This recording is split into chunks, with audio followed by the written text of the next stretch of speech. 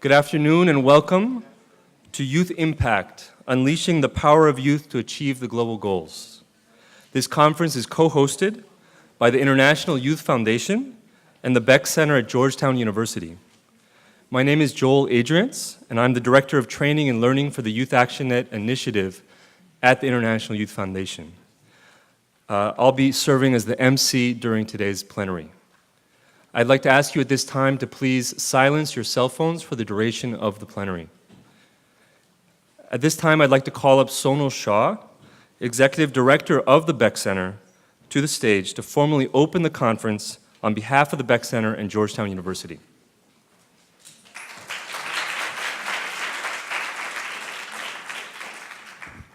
Well, welcome to Georgetown. I had to silence my own phone. It's so exciting to have you here, and we are incredibly excited to be co-hosting this conference with the International Youth Foundation and all of the great work that you have done, the leaders you are investing in, and honestly, every one of you is a model for all of our students at Georgetown. So thank you for being here, but thank you for being a part of this conversation. It is a distinct pleasure for me to really thank Bill Reese. And Bill, you have been such an incredible leader, and I think we all just...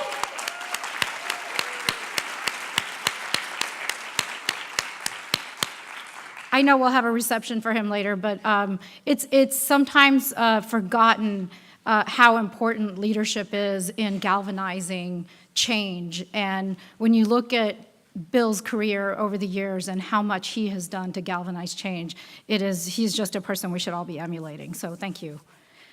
I also want to thank Ashok Regmi. You've been a great partner for us in working with us and really kind of helping guide us through this process as we have partnered with you, but it's been fantastic to be partnering with you.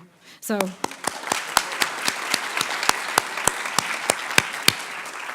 And quickly, I just want to thank a few people from my team, but especially Matt Fortier, who's been leading the efforts on the Georgetown part and the Beeck Center's part in galvanizing. So thank you. So without, all of these types of events are, of course, important, and especially important thanks to sponsors. So I really do want to thank a few of our sponsors, and I know you'll hear from some of them, but it's really important because sponsors allow for travel, sponsors allow for us to put together a big event and really to galvanize this movement. So first and foremost, I really want to thank Laureate International Universities. It's fantastic.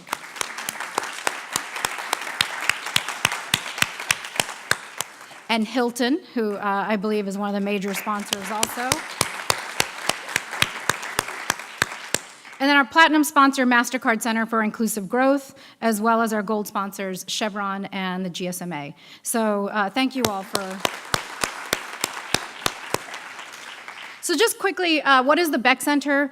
Our goal here at Georgetown is to really mobilize talent to drive social impact at scale.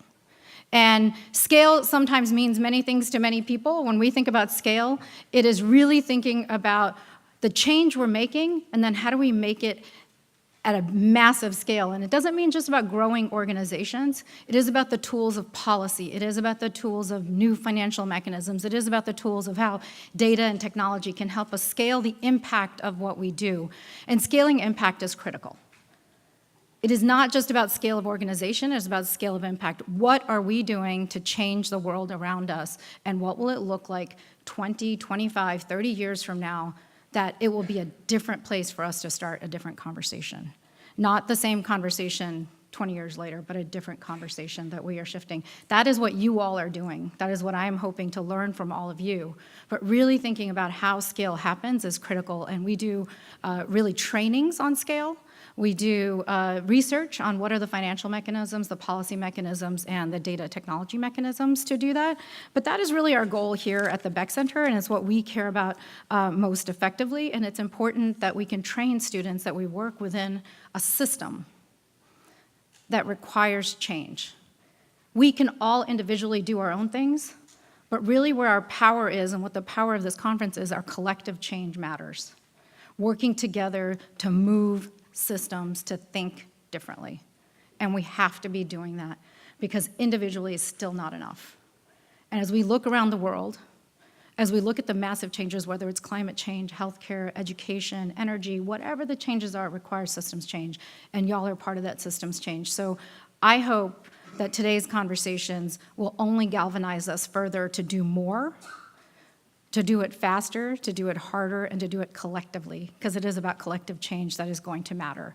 And we can all compete with each other, but really the climate, the Sustainable Development Goals, all of them that we want to meet require us to collectively work together, not what we can all individually do. So I really am looking forward to today's conversation, but remember, anything we do and the things that underlie everything that we do at Georgetown, but with every partner that we work with, is to ensure that people work with intentionality.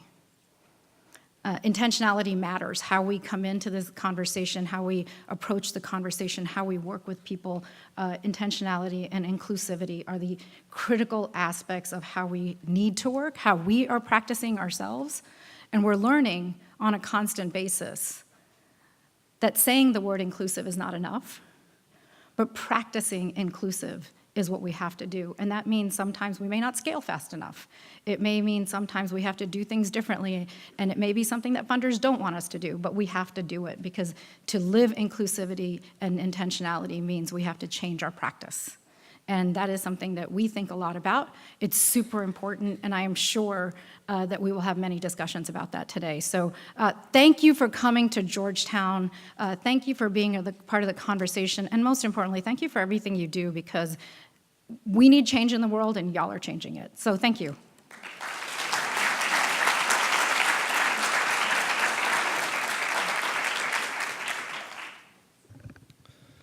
Thank you, Sonal. I'd like to now call to the stage Bill Reese, CEO of the International Youth Foundation.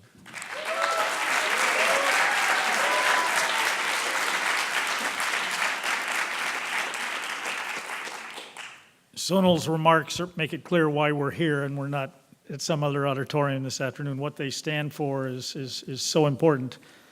And it goes beyond having a daughter who's a Hoya. So we're here because of what the Beeck Center stands for. We're really pleased. Unleashing the power of youth-led development and delivering on global goals is what the Beeck Center is all about, and what Youth Action Net's all about, the program that brings us here today, and it's certainly what IYF has worked for 29 years now. I want to thank you, Sonal, really, and I want to thank Olga and Alberto Beeck, who created this center. I've known them for a number of years and spent some time with them as they were thinking through how would they do something with undergraduates around social impact and civic engagement, and to make a difference in undergraduates' lives, and not waiting until they're into graduate school or beyond, but looking, though, out those 20 or 30 years that you were talking about. If you don't start now, we won't get there 30 years from now. So they are a Peruvian couple.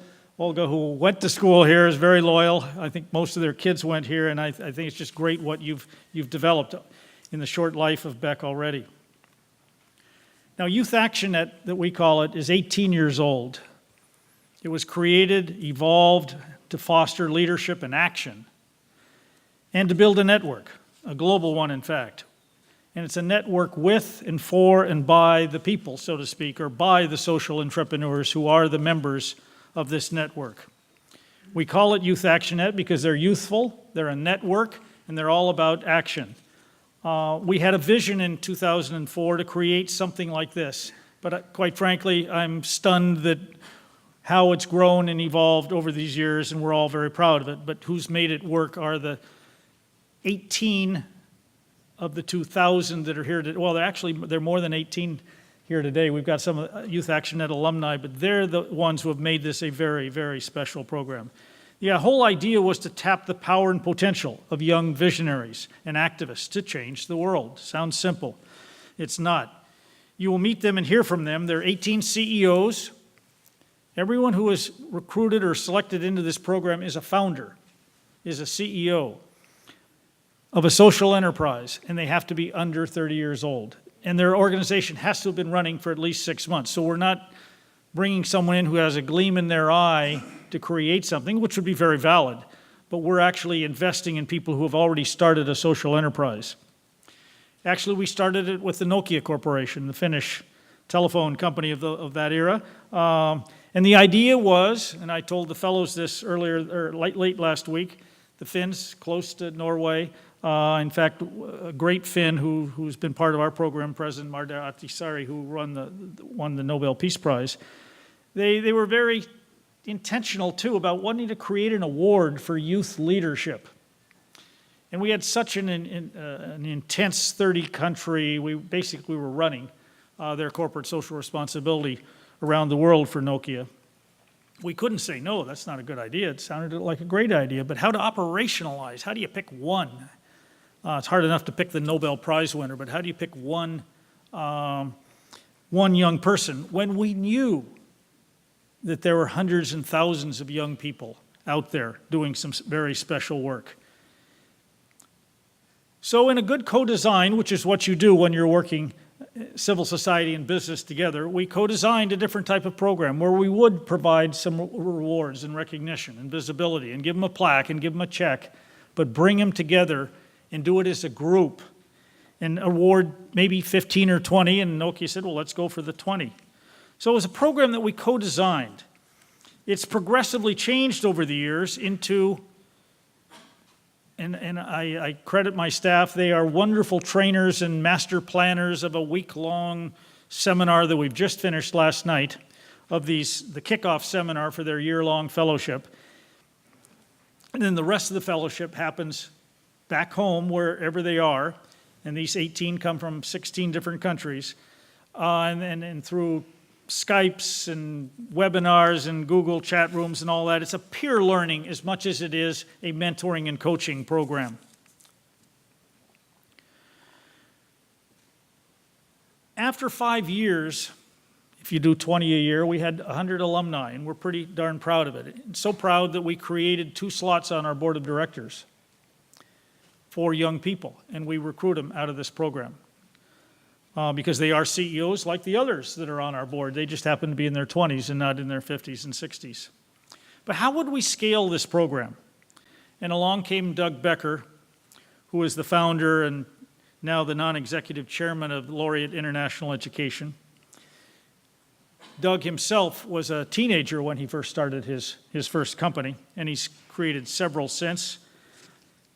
Laureate is just his latest, and it grew into the largest for-profit higher education company in the world with 1 million students in 70 universities around 30 countries. Doug's all about scale, as Sonal is too. How would we scale a program that brings in such attractive people and helps them build their own leadership capacities to both grow their social enterprise, but not everyone, we didn't want the program measured or evaluated 5 years later. Are you still running that thing you founded when you were 22? Because some people would turn it over to a younger generation or merge it into something else or want to figure out how to move on and to create something new. We quickly realized that we did want to see their social enterprises grow, but it was probably more a leadership program for them, or it would do both things, let's put it that way. How would we scale it then? Do more, 50 or 100 a year in English? And it's expensive when you bring people around the world to one single place. And Doug had the idea to take it to the national level to scale it. And we took it to the Universidad Valle de Mexico in Mexico. Then we took it to Anembi Morumbi, a big university in Sao Paulo, and then to Turkey and Spain. Not to be a university program, but to live within an institution of higher education.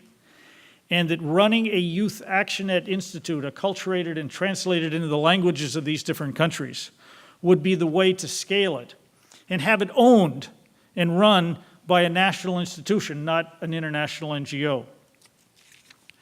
So today there are 15 Laureate universities that are running this program around the world. And then there are 10 other national institutes, because we developed sort of a franchise model. There are 10 other organizations. A couple of them are universities that are not Laureate universities. A couple of them are big NGOs. And they've taken on the program and made it Nigerian, South African, Turkish, Australian, Jordanian. And what we've done then is to create, that's how we scaled it. So if you do the math, this is our 16th group, times 20 is 320. But 2,000 people have gone through it. In other words, 1,700 of them have come out of the national programs. They now come from 95 different countries. Now, thematically, they're very interesting, and you'll see that when they start talking to you in TED Talks and in your panels. There are only two types of enterprises we won't support, or we won't support a young person coming into Youth ActionNet if they're doing something overtly political or overtly religious. Otherwise, almost anything goes. Now, many of the buckets, if you want to call them buckets or themes that they fall into, are education, health, environment, economic development, microcredit, human rights, LGBT issues, rural-urban programs. All of them are using technology, but most of them wouldn't call them technology programs. We older people might. They're just doing what a digital native would do, and that is to use technology to move a human rights program or an environmental education program or a recycling program. Probably 150 of them have done environmental work. A couple hundred have done education work at all different levels, formal and informal, all different levels of schooling. Probably 300 have worked in the health arena, total variety of different health issues. So Nokia and Laureate are two global companies that saw the power of young people and wanted to help them build themselves up as leaders, but then build their communities. So has USAID, Starbucks, Hilton, and MasterCard Foundation, and a number of other companies. I'll just single out Hilton for a minute because they've been wonderful this last week and have been wonderful to us for a number of years. Their global CEO is on our board of directors also. Now, you might ask why he joined, and I think the secret reason was that when he did join the board, he had 6 teenage girls at home and knew he had a positive youth development challenge or opportunity of his own and wanted to dedicate some of his time to, in other words, and also being my audit and finance committee chair, and he's a darn good one on top of things. So those types of corporate CEOs are on the board with, at any time, 2 of our Youth ActionNet alumni. They only can serve 1 3-year term because we want to cycle them in and out, or else they wouldn't be quite as young after 3 or 4 terms on the board. But they have all the same responsibilities of they're not there to be just a youth voice. They're there to be a voice and to carry all the weight that any other board member would.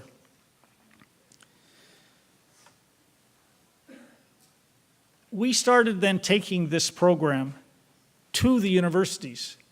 And so we do the kickoff seminar with our fellows, but then we always hold a public dialogue like this. We've done it in Mexico City, we've done it in Sao Paulo, in Lima, in Spain, in Istanbul, a public event. Why? Because we don't want to just brag about our Youth ActionNet fellows, but we want to bring the subject of civic education, civic engagement, social innovation, and youth-led issues to the forefront in every country. And we wanted to make the fellows themselves understand that if they're coming in for the global program, but they're doing it, their kickoff seminar in Mexico City or Sao Paulo, that they're part of something larger. They are part of truly a global network. So this public event is something we do all the time. And again, we're very, very grateful for Beeck for co-designing this with us.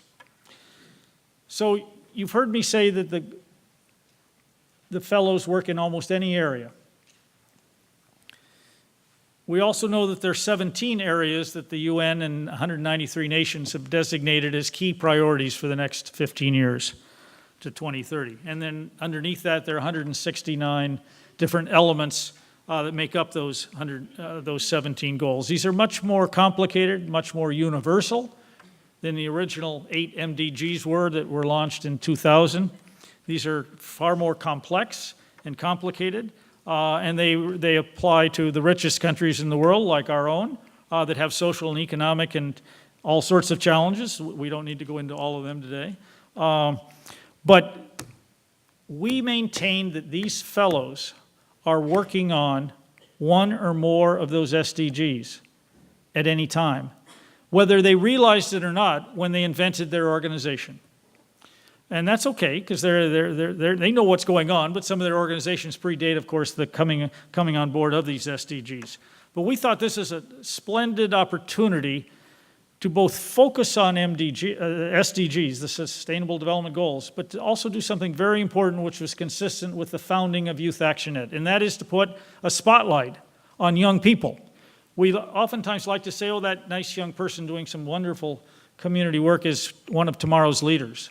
And sure enough, she or he would be if they're doing something at 18 or 22 years old. But the whole essence of Youth ActionNet and the whole reason we're tying their work in many ways to the SDGs is to say that we will not accomplish these global goals if we leave it to the World Bank and the UN organization and Bill and Melinda and our federal governments to do these things. That Sustainable Development Goal achievement has to come from the grassroots up also. The big institutions, top down, very important for policy and resources. But quite frankly, the policy and resources also come from the bottom up. And we want to make sure that these fellows, so we've partnered with, and I want to, some of you will get to see Ambassador Sarah Mendelson in a little bit. We partnered with her. She works at Carnegie Mellon University now. As we've partnered with our 25 institutes, as we partner with our Youth ActionNet alumni, the leadership of our foundation, which is launching a new strategic plan for the next 3 years, and we partnered with the Rockefeller Foundation to kick off the whole notion of what we're calling a Cohort 2030. And that is a cohort, or a generation, if you will, of young people who are working on these Sustainable Development Goals, again, whether they realize it or not.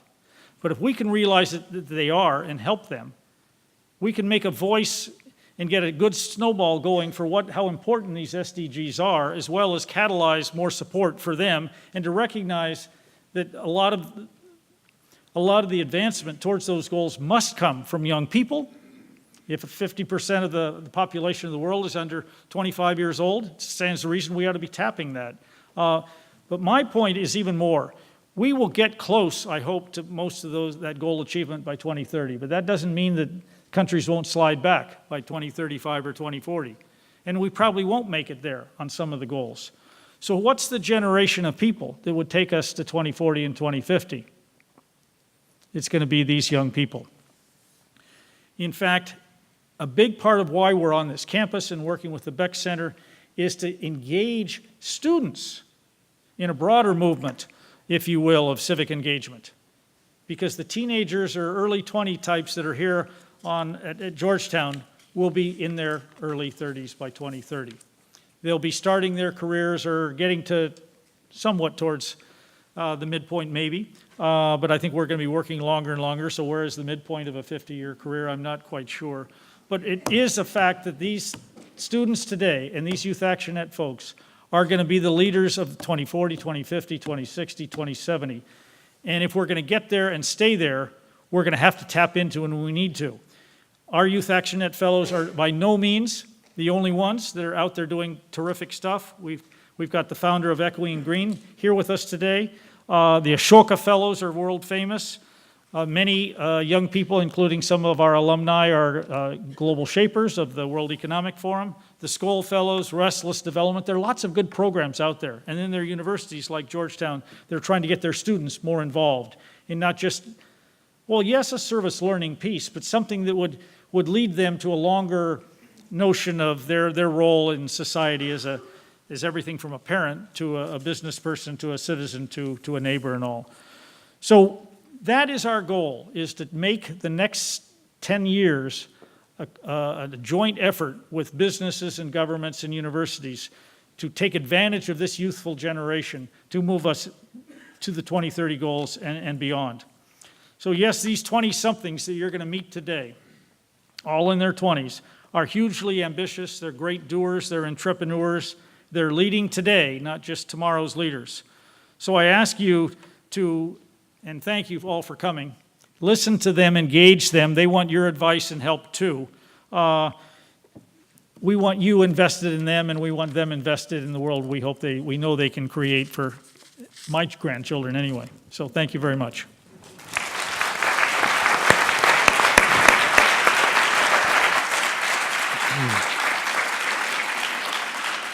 Thank you, Bill. Laureate International Universities has been a signature partner for IYF for the last 13 years, investing in the power of youth to create change. Let me invite Tim Grace, the Chief Human Resources Officer at Laureate, to share his remarks.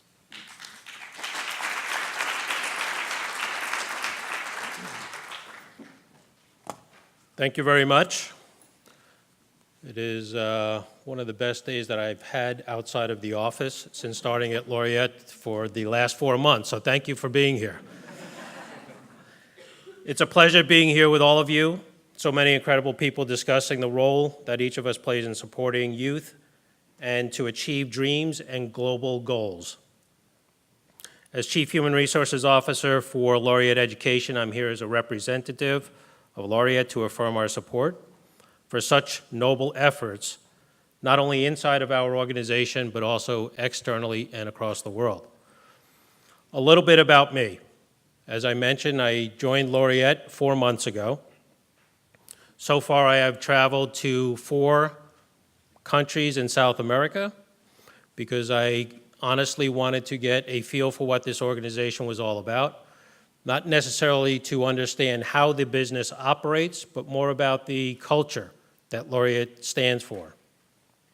This culture I knew would be the glue that actually holds the organization together.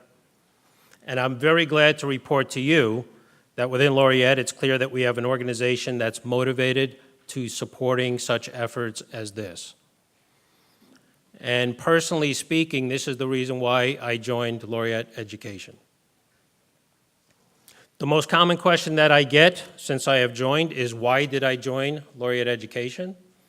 I've worked for many large, high-profile companies in my career, and the answer is simple. At this point in my career, I was looking for an opportunity to work for an organization that stood for more than just the bottom line, stood more for just P&Ls, more for just corporate sponsorship.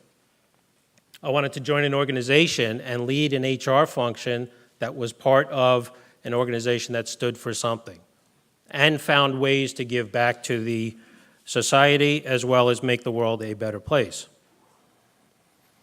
Some of this has been mentioned already, but for those that are not familiar with Laureate, we are the largest network of higher education universities around the world. We often refer to ourselves as the Laureate International Universities Network. We have almost 60 institutions, and we expand over 20 countries. Our mission is to make quality higher education accessible, affordable, so more students can pursue their dreams. It's a mission we believe will help make the world a better place. Our goal is, as a higher education provider, to equip our students with the skills, resources they need to be change makers in their communities and the world. With over 1 million students in our global network and over 70,000 employees, we have the power to make this a reality. In my travels, I learned a lot about our mission. I could see firsthand how our universities were changing the communities in which they serve. As I visited Santiago, Chile, or Lima, Peru, I didn't just visit the large universities in the cities. In some cases, I would actually travel upwards of 2 hours outside of these major cities, and I would see universities in what people would describe as lower economic societies, and I would see a lot of young people flocking to our universities for education. And in many cases, these universities are actually more busy and more vibrant at night, because many of these students are actually working all day long and they come to the university at night, and this is a place where they enjoy being at night, and they are also trying to learn as they continue to earn money. It's quite rewarding to see these urban areas improve, as well as the socioeconomic conditions in the environments in which we have universities excel. And it's nice to be a part of this. However, education is only one piece of the puzzle. Multi-sector collaboration is necessary to help advance this youth agenda. Each of us here, regardless of our position, organization, or even the country we come from, have an important role to play. Each has unique resources and expertise to provide and help advance the cause. For example, at Laureate, we work with governments to advocate for stronger education systems and better opportunities for young people to succeed. We partner with private businesses to better understand their needs and equip our students to be successful after they begin employment or start their own ventures. And we align ourselves with organizations such as the International Youth Foundation to advance our mutual goals. of giving young people the resources and support they need to help solve some of the world's toughest problems. Just to highlight some of the key milestones along our shared history, along with Bill's comments. In 2006, Laureate partnered with International Youth Foundation to bring the Youth Action Net program to our flagship university in Mexico. Youth Action Net's mission is to strengthen and scale up the impact of youth-led ventures. The program is pioneering youth social entrepreneurship initiative working to redefine how young people lead change. It invests annually in extraordinary young leaders whose social ventures are transforming how age-old challenges are addressed in their communities and their countries. Since 2006, we have expanded the partnership to include national programs at 15 Laureate institutions and in 9 countries.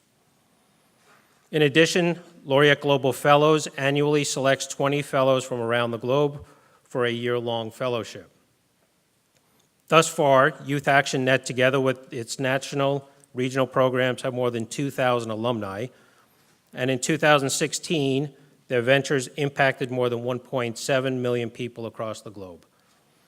This partnership is important for Laureate for 2 reasons. First, it allows us to expand our impact and reach outside our traditional university students into communities that are served by these incredible young people. And second, it allows us to engage our students with peers in their communities to learn more about social change. As we look forward to the programming today, I'm delighted that we have the opportunity to hear from some of the 2018 Global Fellows. Their stories are touching and remind us of the importance of collaboration. Thank you for joining us today, and I hope we all enjoy the event.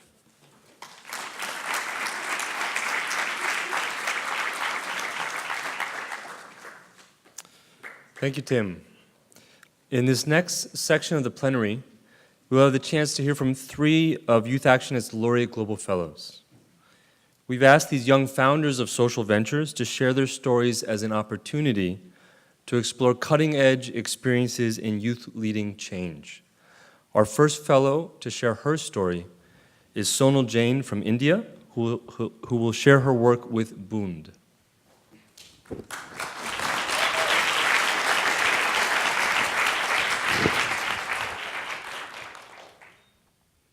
Hi, everyone. I'll request a little extra attention because what I'm talking about might be an alien concept to some people in the room. Growing up, 3 days every month, I was treated as an untouchable in my own family.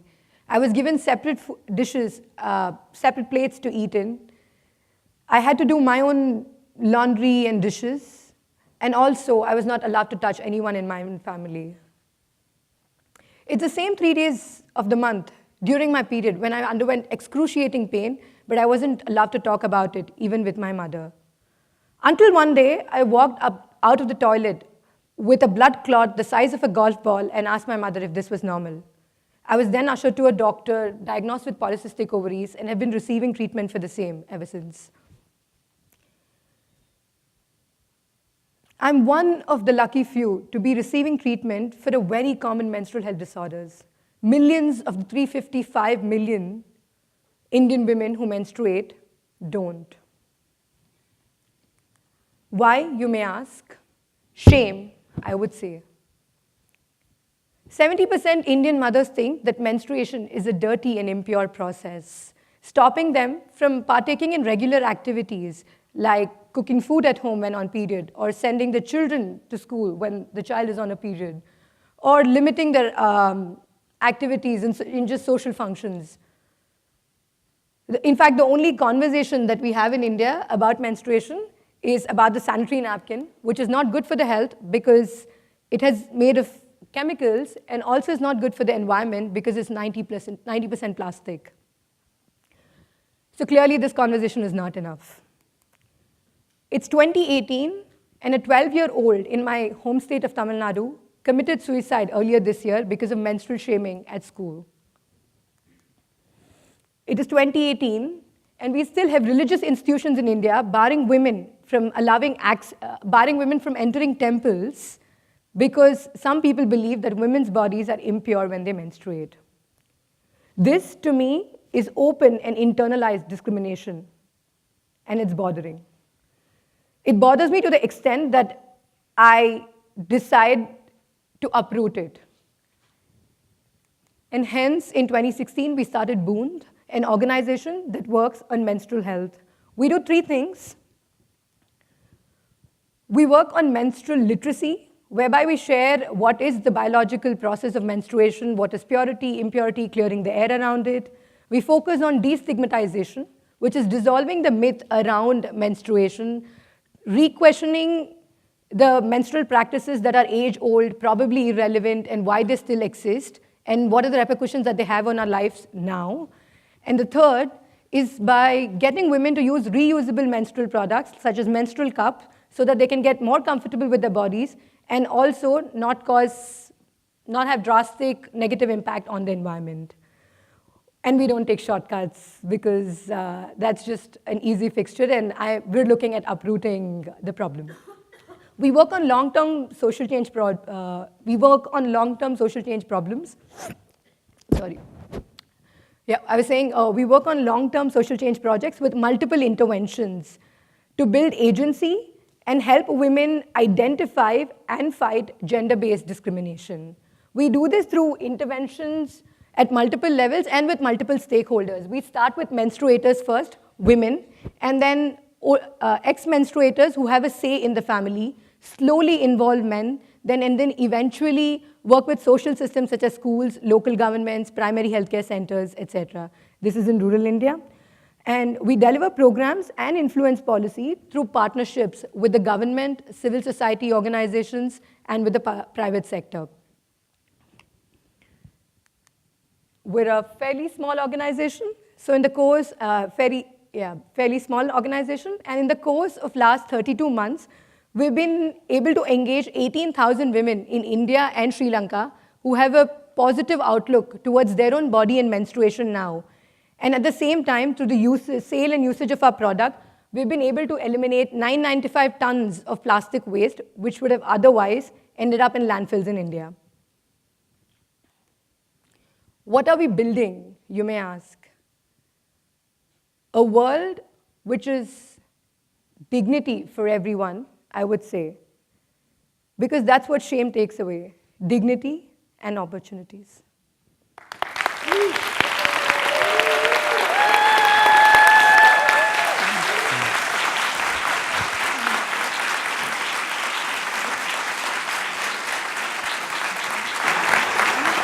Thank you, Sonal.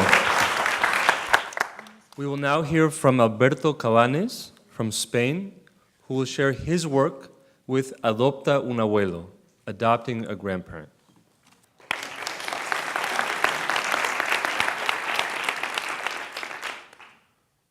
I don't know if you have gone to a care home, which is the place where the elderly lives. Let me introduce you to Bernardo. My grandfather Clemente went to a care home, so I visit him so much. And when you go to a care home, you're like a magnet. There are a lot of elders that comes to you just to talk a little bit. So Bernardo was one of my grandfather's Clemente friends. And Bernardo is widow. And he has no sons, so he couldn't have grandsons. And one day, I was talking with Bernardo, and he told me his lifelong dream. Alberto, as I don't have sons, I cannot have grandsons. I want a grandson. So I told Bernardo, Bernardo, don't worry, because I adopt you as my grandfather. So I realized all the isolation that I suffered by the elders. So as my relationship with Bernardo was so good, I asked to myself, why there can't be more stories like Bernardo's and mine? So I designed a simple but effective solution to fill caring homes with a lot of other young people. So I found Adult Grandparents. That is an intergenerational company program in order to mitigate loneliness. So on the one hand, elders feel listened, loved, and accompanied. But on the other hand, young people learn values and wisdom because elders are not elders. They are masters of life, and they are the most valuable asset that we have in our society right now. So I started connecting a lot of generations. And during the last 2 years, we have received more than 8,000 applications from 12 countries.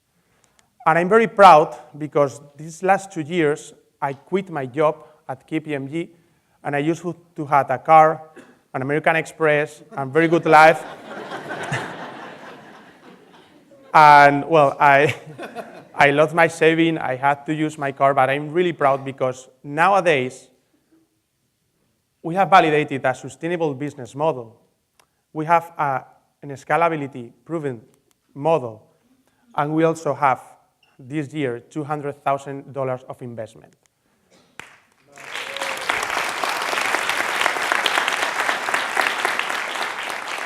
So these 2 years have been the most hard years in my life, but we are growing so fast, and this year we are going to deliver about 30,000 hours of company to our elders.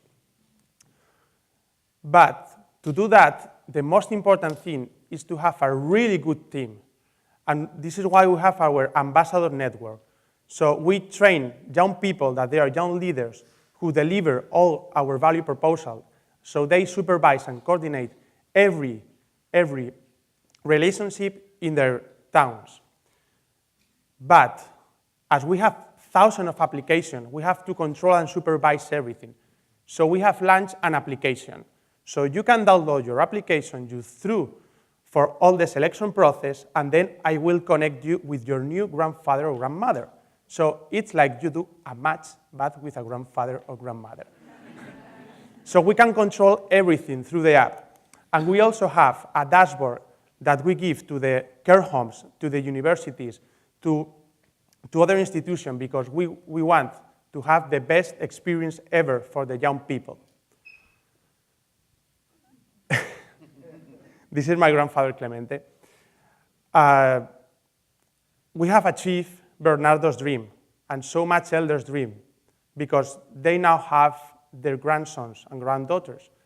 But now I have one lifelong dream, is that in 60 years, 2 volunteers adopt me as his grandfather. So I can transmit all the values and wisdom that Bernardo has transmitted to me. Thank you so much.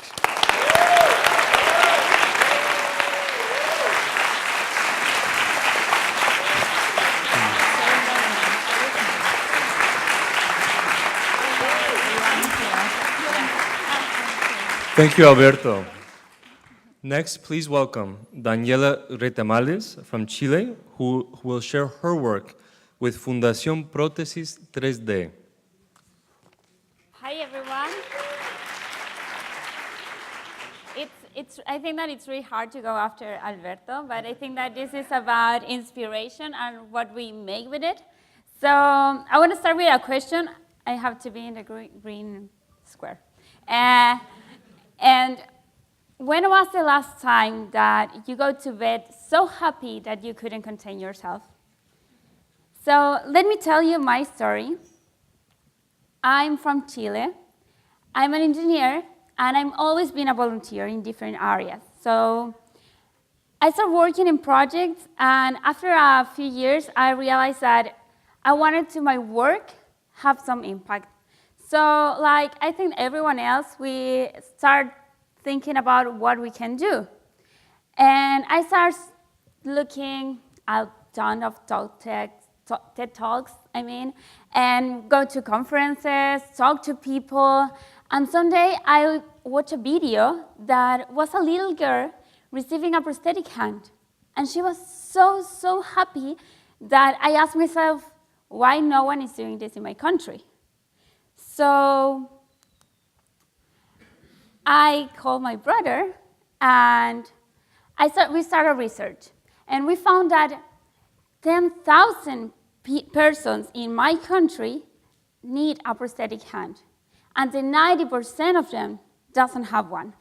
So we call my best friend of college, and we say, hey, why we don't do prosthetic hands? So maybe it will be easy. And we bought a 3D printer, and we were so confused. We never saw a 3D printer before. We didn't know how to assemble it, because it was the cheapest one. And we didn't know how to make hands. So a tip for all of you is that there's always some person in YouTube that knows everything and can teach you how to do the things. So, well, after a lot of mistakes, we learned. And the first day that we gave a prosthetic hand to a little girl, we realized that we want to dedicate us to improve the quality life and social inclusion of people with disability. Because we love when the kids call us and say like they have new friends. Actually, a few weeks ago, a little girl from 8 years old called us and said to us that a classmate of her tells her that he want to cut his hand to have a hand like hers. So we print unicorns and superheroes in these prosthetic hands because we want to empower them to go out and be themselves. And after a few months, we realized that we needed a multidisciplinary health team in our team. And actually now we do a whole rehabilitation process and the follow-up because the kids grow and we need to change the hand. And also, later, we have the opportunity to work with young convicts of the prison system because they say that they want to help someone, do something. And now they are printing part of the prosthetic hands that we give. We create a relation between the beneficiaries and these young convicts. And actually, they are improving their behavior. They have the opportunity to change their own perspective of themselves. And now they are making plans for their lives. But come on, we don't want to be there. You want to go farther. And now we're working on a robotic hand that have a lot of muscle sensors and things like that, cool stuff. Because why we cannot do a prosthetic hand that have, for example, the computer mouse in it? So to improve the work inclusion. And I want to invite all of you to print dreams together. Thank you.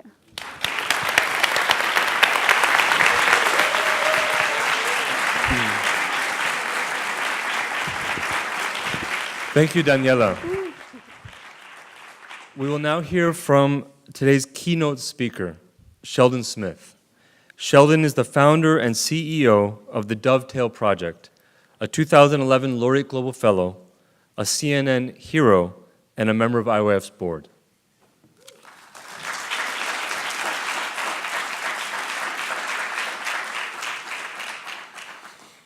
Hello, everyone. I just want to start off by thanking the IYF team, board, and staff for allowing me to be here today to speak to you all. And I just want to dig in. So at the age of 13, I found my love for community organizing by having an opportunity to work for a local organization by the name of MAGIC, which is a short acronym for Metropolitan Area Group for Igniting Civilization. And it was at this organization where I learned how to go out and advocate for HIV and AIDS, immigration, youth and gang violence, and families. And, I never ever thought that I would do this work. I grew up poor. I wanted to go to school to be a civil engineer because I love roads and bridges. And as a kid, I thought you can glue rooms together. Right? But I went to a vocational high school and took up carpentry and actually learned what it took to build a great piece of property or a great building. And so in my journey, in me falling in love with it, I thought about the thing that hurt me the most. And really the thing that hurt me the most was me not having my father around in my life. And that impacted me. And so at the age of 21, 3 things happened in my life. I became a father, I started the Dovetail Project, and I became a Youth Action Ed Fellow. Those 3 things changed me. And today when I walked in today and I had a chance to see Jim and talk to Jim, it just brought great memories back. And so when I think about my journey around being a fellow and traveling to Mexico and never having a passport before and never being around a multicultural group, never being around other people from all around the world, and that experience of being trained and just having fun with other fellows, it really grew me into stepping up into the work. And so during our fellow session, we had a session where we needed to pitch and talk about our stories. And so several people, they pitched before me, and then it was my turn to pitch. And so when I finished pitching, my fellows walked up to me and they said, Sheldon, I pitched about the Dovetail Project. I talked about fatherhood, and several of them said, I grew up without my father. My father wasn't involved in my life. And it was at that time that I learned that fatherhood was really a global issue. It was not a black issue. It was not a white issue. It was not an American issue. It was a global issue. It was an issue that people from all around the world actually suffer with in some way and form. And so in my journey of going through, I had 2 reflecting days to think because we were out of town for 7 days. And so when the last day came, people just started crying, right? Everybody crying, they walking out the door. I'm like, I'm from Chicago. What they crying for? Right? They boo-hooing, right? And then Jim looked at me and told me, all right, Sheldon, it's time for you to go. I gave Kat a hug. I gave Ashok a hug. And I walked outside the door and I just started crying. I mean, I'm crying, I'm boo-hooing, right? And so here's my class. Here's my class, right? And so I'm crying. I'm thinking in my head, I've never felt like this. I've never had this before. This has never, ever happened to me before. We embraced each other. We drank from the same cups. We laid on the same bed. We played pool with each other. We laughed with each other. We had fun. We pushed each other as young leaders. It was fun. It was amazing. And as I'm crying, all I can think about is that I met new friends. I wasn't ready to leave. And here was a new thing. Here was me rediscovering the work that I thought was just a black issue, but really was a world issue. And so that was me. I was about 60 pounds lighter. Bill had more hair. Bill had more hair then. and so, that really set me off on a journey. It just, I left and I said, I could change the world of fatherhood in 1 year. I could change the entire world, right? I'm 21. This is what I think. I could just change the world in a year, right? And I got back home and I was like, all right, I'm ready to go around the world and change the world. And everybody was looking at me like, Sheldon, it don't go that way, right? And so I had to take that one step. And so that one step for me was being able to strategically focus in on what I was ready to do, which was work with young African-American fathers between the ages of 17 and 24. And so 67% of African-American children grew up in single-parent households. 1 in 3 African-American men will be incarcerated here in the U.S. And 85% of all men who are in prison have grown up with their fathers in and out of their life. As a young boy, I really enjoyed having an opportunity to work with these young dads, but I really did it because I was a kid who grew up without my father. It wasn't about just working with these men. It was really impacting the next generation. Heroes in our story. It was really impacting the next generation of children. And so I wanted to show a quick 1-minute video of our young men headed to graduation. We want some heroes in our story. We need highlights for a nightlight. We need glory for a while. We want results. We want results. Hit our families, hit our folks, bombs bursting in air. Oh, say, can you see America's face? We share a pair of parents, took good care of the place. We just want narrators to pick up the narrative's pace. Put on a show for us, float for us, make it easy, make some mo for us. Save the day. We want a W, we tired of picking different sides. I got your jersey, just a different size. We all want you to be a buzzer beater. Find us a leader far from Silent Bobs and Cousin Skeeters. Through the perilous fight, want you to be brave. We want us a hero, we need a teammate. People, people, we the people would like you to know that wherever you go, we're right by your side. People, people, we the people. That's the graduation.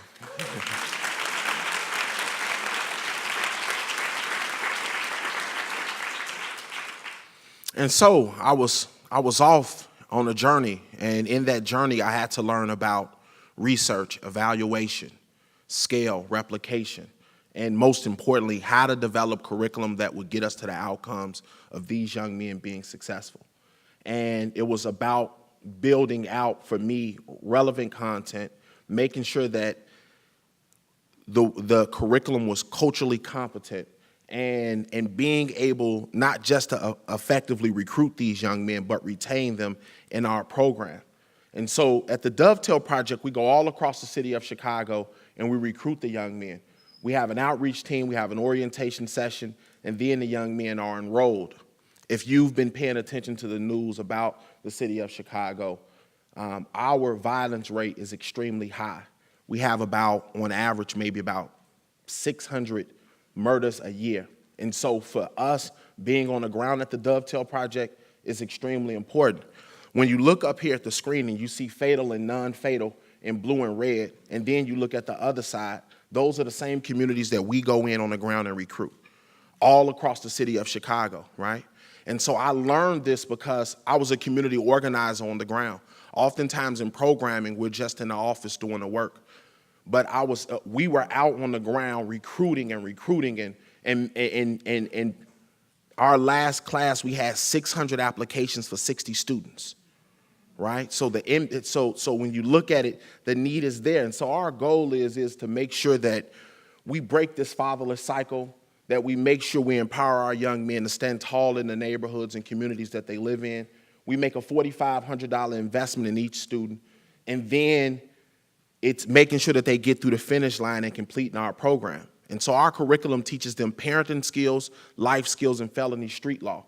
When the dads complete the program, they receive a job, a GED, or a trade, along with the $450 stipend.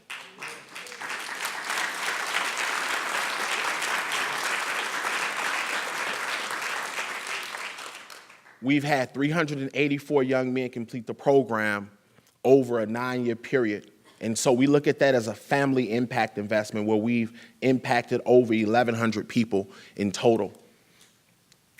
This particular slide is important because in the world of fatherhood, most fatherhood programs are government funded.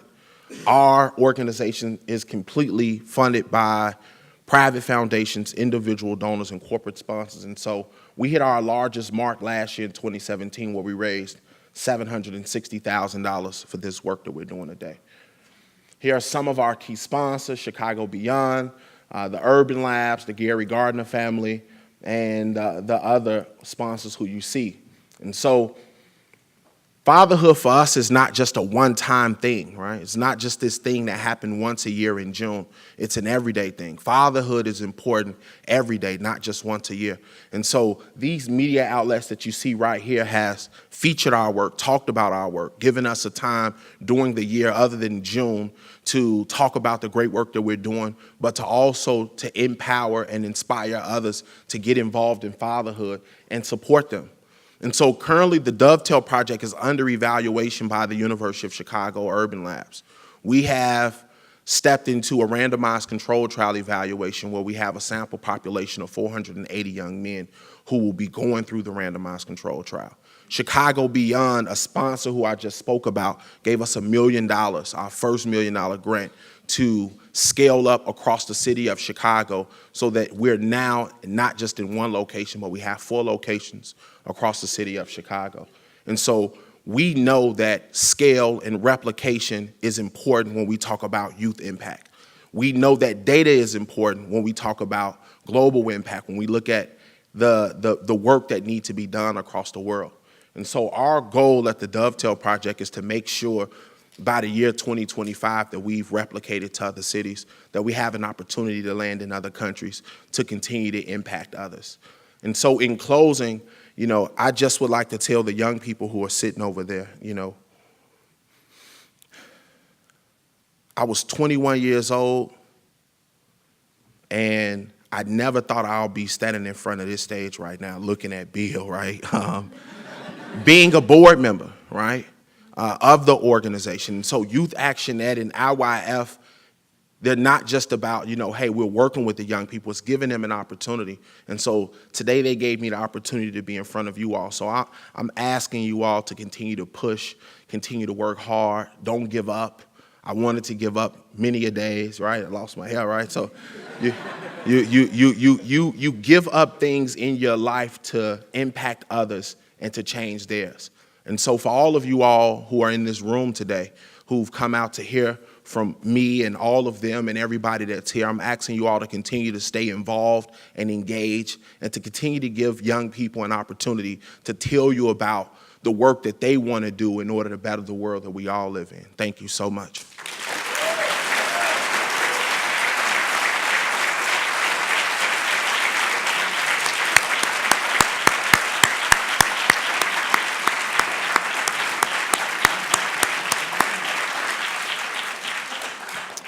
Thank you so much, Sheldon.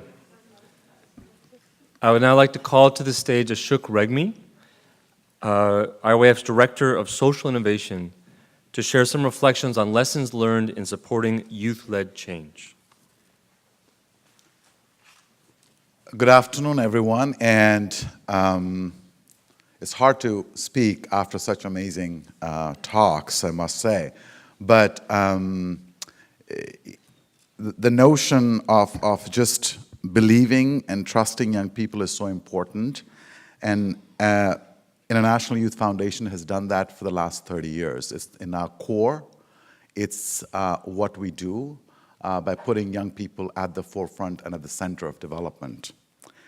And just looking at the global challenges today, it is so urgent, it's inevitable that we look at the world's largest generation of young people and turn the terminology of youth bulge to demographic dividend for us, if we truly care about the challenges that are in front of us. So I'm just going to share 5 quick things of just my observations of the work that the foundation has been engaged in around youth-led development. One is we are at a university.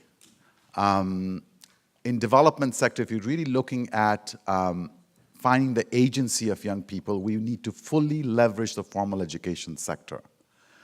60% of our applicants from across the world, applicants, folks like them around the world, thousands of people who apply for the program, 60% of them said that universities and formal education sector did not prepare them to create change in communities. As institutions and systems that was meant to mold the minds of millions of people to be leaders in this society, I think it is time for us to really reevaluate the role of formal education. First thing. Second, let's not shy away from making empathy, compassion, and kindness as key ingredients in all our development programs. I am absolutely frustrated that when I talk about empathy and compassion and love that you saw here as they talked, when I use that word, development organizations cringe. Funders put their head behind. And the very fundamental values that have made us humans, We are so scared to use that as our development outcomes. Let's have the courage to use it when we talk about development, those very same values.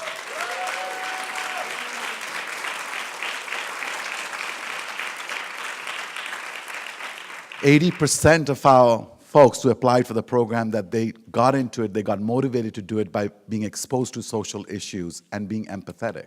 So we have a generation which is ready to do that. It's up to us of how best to engage them.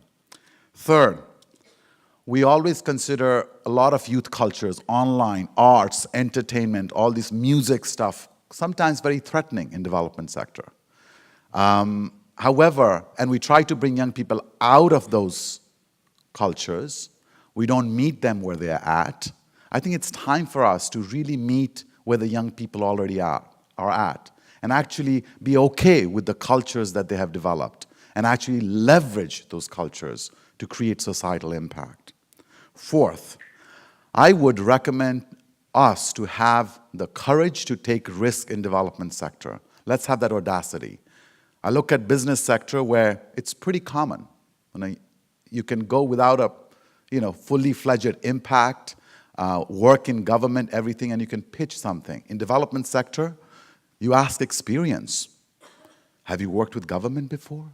How much have you scaled? For goodness gracious. I mean, these are young people who have decided to take some very important challenges in life. Why don't we treat these youth-led development as research and development for the development sector itself? Have we ever thought about that? The agility, the innovation, what they bring to the table is so profound that in development sector, it's time for us to look at youth-led change as research and development for the sector itself. And fifth, focus on grassroots network. Youth are turning away from top-down systems. Systems are losing credibility. We did a global millennium survey as part of our Youth Wellbeing Index with Hilton Corporation. 2 out of 3 young people said that government does not care about them. 81% of our applicants from all around the world say that they did not receive support of any kind from key institutions in their communities. Yet, this generation is most hyper-connected. They are trans-local and hyper-local. So we, in development sector, do not have any idea of how to best work with them. It is time for us to build that capacity for ourselves, to look at them, the trans-local, hyper-connected generation, of how to leverage their passion points for creating change. It's not about them, it's the problem with us.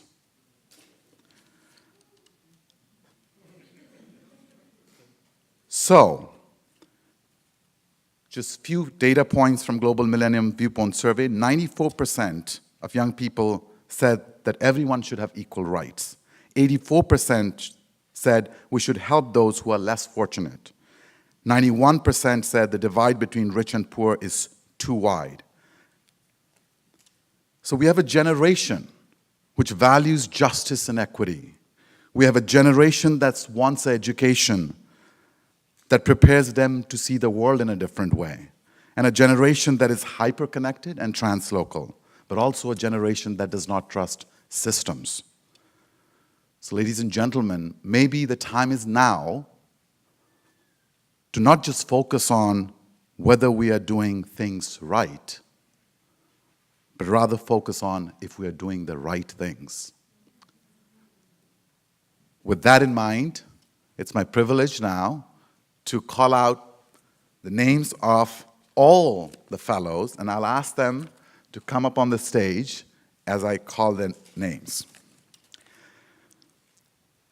Ensuring the elderly feel heard, accompanied, and loved through engaging student volunteers, Alberto Cabanes from Spain.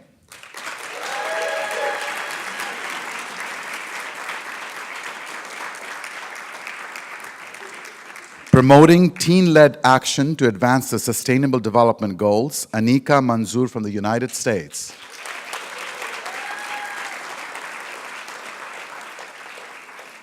Training youth to replicate innovations innovative farm technologies to increase agricultural output in low-income rural areas, Cleophas from Uganda, who could not be with us today, but he's in spirit. Connecting low-income micro-entrepreneurs to students who provide business consulting services, Andrea Negron from Peru.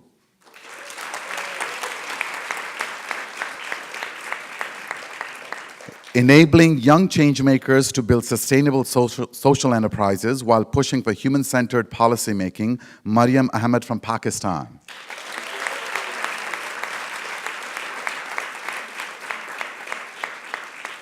Connecting rural producers of handcrafted, high-quality leather footwear to expanded markets, Maria Munoz from Ecuador.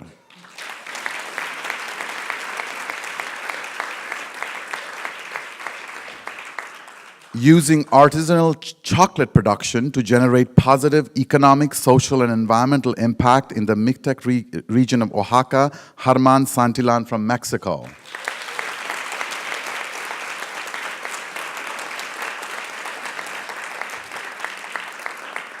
Boosting entrepreneurship among rural youth and women through providing business incubation services, e-mentoring, and a solar-powered office, Simoto Zainabu from Kenya.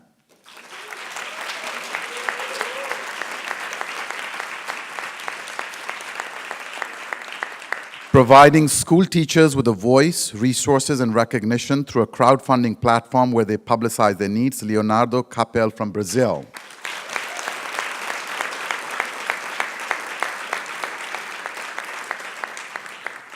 Nurturing empathy, love, and appreciation of diversity through distributing daily readings of fiction, nonfiction, and poetry, Alparslan Demir from Turkey.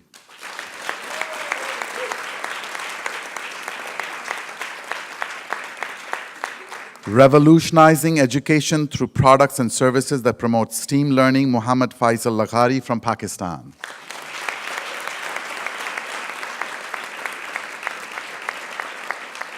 Helping schools raise much-needed funding through the rental of their facilities to community groups, Gemma Fitz from United Kingdom, who could not be with us as well.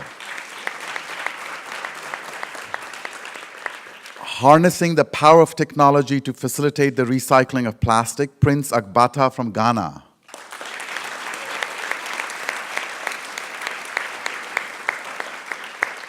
Mobilizing citizens to restore the native forests of the Himalayas, Manvendra Singh from India.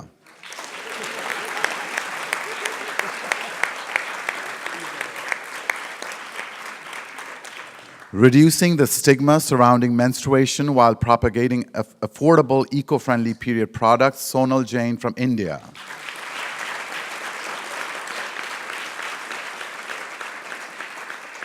Building a more inclusive society through training individuals with mental disabilities for employment in a cafe where they engage with the public, Maulen Akhmetov from Kazakhstan.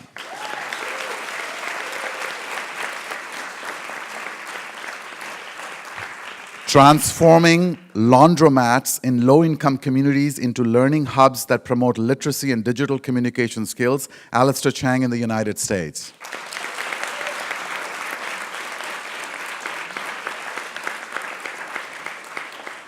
Providing free 3D printed prosthetics to children and adults with upper extremity disabilities, Daniela from Chile.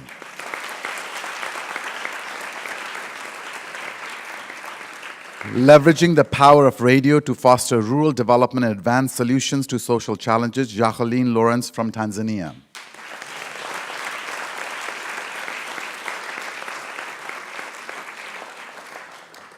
And bridging social divides through connecting low-income families to donated household goods, Luis Pazos from Peru.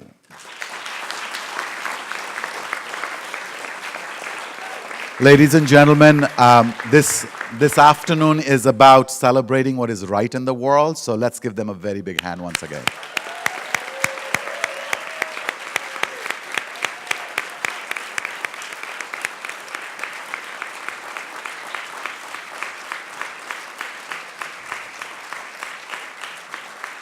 Thank you so much. If you could take your seats. Thank you. I also, yeah, you can take your seats. Yeah. I also wanted to take one quick moment to recognize a whole another group of folks who are in the room today. You saw 20 folks here, but Similar thing is happening, as Bill said, in Turkey, Jordan, Chile, Mexico, Australia, Uganda, Senegal, Kyrgyzstan, all the 23 National Institute partners that Youth Action Net has built in last decade. So I would like all the directors who are working every day in those countries to support these young social entrepreneurs in their countries to please just stand up for us to recognize that.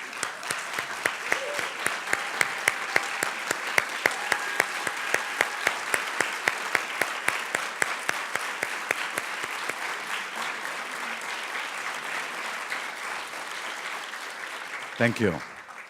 Thank you.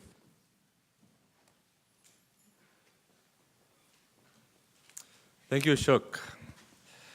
This now wraps up our plenary, and on behalf of IYF and the Beeck Center, I want to once again thank Laureate International Universities, Hilton, the MasterCard Center for Inclusive Growth, and all of our sponsors for their generous support. The next section of today's program will be a series of parallel breakouts to explore specific aspects of today's theme. When you registered for the conference, you pre-selected one of these sessions. If you don't remember which, there will be staff wearing Ask Me lanyards outside the auditorium who can assist you. When you leave the auditorium, you'll be guided to clearly marked meetup points based on your breakout topic selection. Staff will guide breakout attendees in groups to walk to the rooms where their sessions will take place, as we will be spread out across a few buildings on campus. We ask our panelists to not leave this space, but instead to come to the front of the auditorium at the close of the plenary for special instructions. Following the breakouts, you'll be guided to the Copley Formal Lounge on campus, where we will close out the day with a cocktail reception honoring Bill Reese for his decades of service at organizations that include IYF, Peace Corps, and Partners for the Americas. We look forward to seeing you there. Thank you.